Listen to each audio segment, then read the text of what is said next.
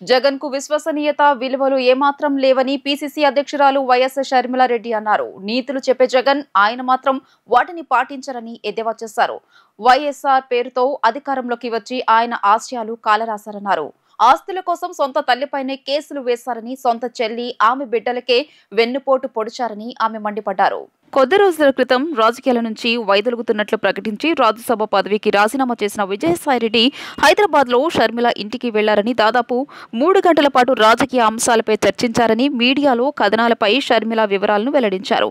మాజీ సీఎం జగన్ పై పీసీసీ అధ్యక్షురాలు షర్మిల సంచలన వ్యాఖ్యలు చేశారు. ఈ సందర్భంగా ఆమె మాట్లాడుతూ జగన్ మాటలు దయ్యాలు వేదాలు వెల్లించినట్లు ఉన్నాయని షర్మిల విమర్శించారు. మీరా ఇంకొకరి గురించి మాట్లాడేదని విమర్శించారు. విజయసాయిరెడ్డితో చాలా అంశాలు మాట్లాడాం. జగన్ వల్ల పడిన ఇబ్బందులు విజయసాయిరెడ్డి చెప్పారు. నా పిల్లలకు సంబంధించిన విషయమే నేను చెబుతా. షేర్లు తనకే చెందాలంటూ నాపై, నా తల్లిపై కేసు వేశారు. నా మాటలు అబద్ధాలని విజయసాయిరెడ్డితో జగనే చెప్పించారు. సుబ్బారెడ్డి విజయసాయిరెడ్డి మాటలు అసత్యమని విజయమ్మే చెప్పారు. ఆ తర్వాత కూడా విజయసాయిరెడ్డిపై జగన్ ఒత్తిడి తెచ్చారట.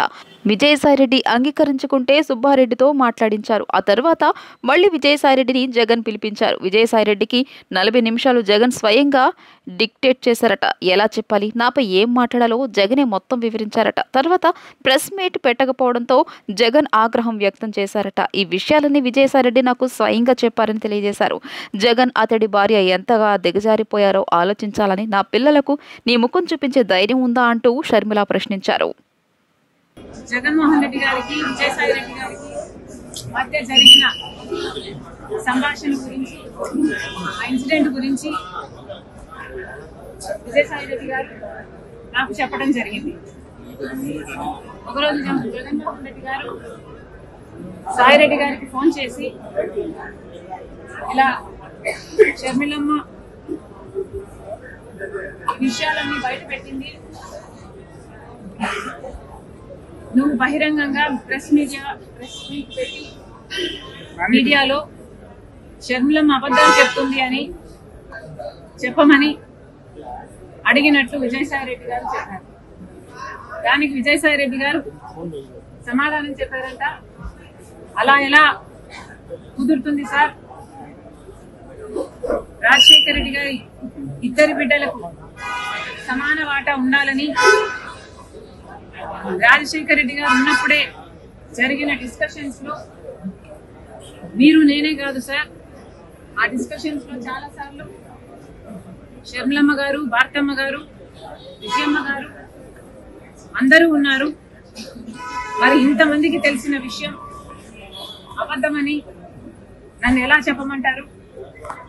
నా వల్ల కాదు, ఒక్కసారికి ఈ ఒక్క విషయంలో నన్ను వదిలేయండి అని బ్రతిమాలుకున్నారట. దాంతో జగన్మోహన్ రెడ్డి గారు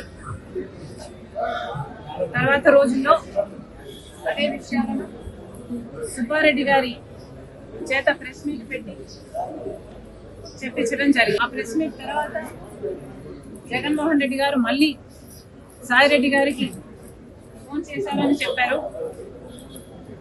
ఆ ఫోన్ కాల్లో మళ్ళీ జగన్మోహన్ రెడ్డి గారు, లేదు తప్పదు, ఈ విషయం నువ్వు కూడా చెప్పాల్సి ఉంటుంది కాబట్టి ప్రెస్ మీట్ పెట్టి షర్మిలమ్మ చెప్తున్నది అబద్ధమని చెప్పాలని చెప్తే, మళ్ళీ సాయిరెడ్డి గారు, విజయమ్మ గారికి అన్ని విషయాలు తెలుసు, దయచేసి నన్ను బలవంత పెట్టకండి, నాకు ఈ విషయంలో జోక్యం చేసుకోవడం ఇష్టం లేదు, నన్ను వదిలేయండి అని ఎంత బ్రతిమాలినా జగన్మోహన్ రెడ్డి గారు ఒప్పుకోలేదని చెప్పారు. దాంతో అమ్మ నాకు తప్పలేదు, తప్పించుకోవడానికి నేను చాలా ప్రయత్నం చేశాను, తప్పనిసరి అయి నేను ఒప్పుకోవాల్సి వచ్చింది అని సాయిరెడ్డి గారు చెప్పారు. ఆ తర్వాత సరే సార్ చెప్తాను నేను అని జగన్మోహన్ రెడ్డి గారు చెప్పాక, జగన్మోహన్ రెడ్డి గారు ఏం మాట్లాడాలో, ఏ పాయింట్స్ మాట్లాడాలో నేనే డిక్టేట్ చేస్తాను, నువ్వు నోట్ చేసుకో అని సాయిరెడ్డి గారితో చెప్పారట. తర్వాత 40 నిమిషాల పైన జగన్మోహన్ రెడ్డి గారు ఏ పాయింట్ ఎలా చెప్పాలి అని 40 నిమిషాల పాటు జగన్మోహన్ రెడ్డి గారు డిక్టేట్ చేశారట. ఆ డిక్టేషన్ ను సాయిరెడ్డి గారు నోట్ చేసుకోవడం జరిగింది. చేతులన్నీ కాలిన తర్వాత ఇప్పుడు కార్యకర్తలు గుర్తొచ్చారు జగన్మోహన్ రెడ్డి గారు. నేను కార్యకర్తలను పట్టించుకోలేదు, తప్పైపోయింది అని ఇప్పుడు బీదేర్పులు ఏరుస్తున్నారు.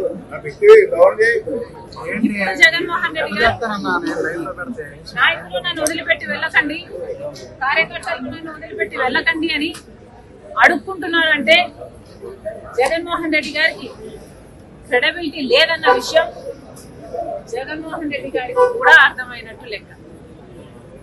ఉందా జగన్మోహన్ రెడ్డి గారికి క్రెడిబిలిటీ?